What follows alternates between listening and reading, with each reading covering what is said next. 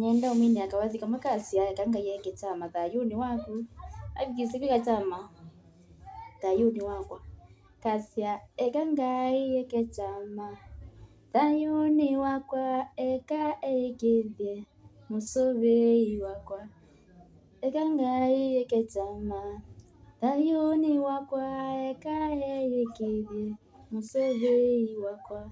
Ngai no kufikisa kuika chama mwandoni mwako. Mungu ataweza kufanya maajabu katika maisha yako. Kwa hivyo wakati wowote, wakati umeamka, wakati umeshinda, jaribu kumwambia Mungu ni asante, jaribu kumshukuru Mungu na kumwambia thank you mighty Lord for that far you have taken me. It's not because I'm precious before you but because of your mercyness. Wapo wengi walitamani kuona siku kama hii leo lakini hawakuweza kuiona. Kwa hivyo unapoamka jaribu kumwambia Mungu ni asante. Wengi wanaamka wakiwa wagonjwa, walilala wakiwa wazima, asubuhi wanaamka wanajiangalia hivi, unapata mtu ni wa kupelekwa hospitali, imekuwa emergency, na wewe umeshinda, umeamka ukiwa hai, umeamka ukiwa salama, na unakosa kumwambia Mungu ni asante.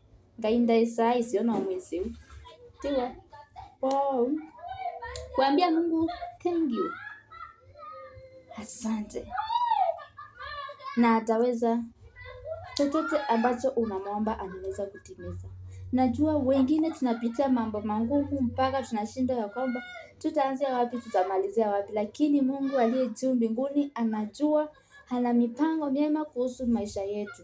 Kwa hivyo ningeomba kuambia ya kwamba tukaweze kusema ni asante. Tuamkapo siku tunapoenda kukamilisha salama kusema ni asante. Kwa wale ambao wanaamka wanashinda wanasahau na kusema ni asante, ambianga Mungu nikumbushe kusema ni asante nionapo siku hii ikisha nikiwa salama salimini. Na maisha inaweza kusonga mbele. Siku hizi maisha imeharibika, dunia imeharibika, dunia imechapa. Unaamka unaenda unakosa kurudi. Kisa na maana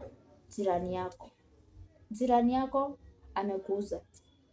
Jirani yako amekuwazia mabaya. Hata wazazi wako, hata brother wako. Lakini tunaye Mungu ambaye tunastahili kuamini.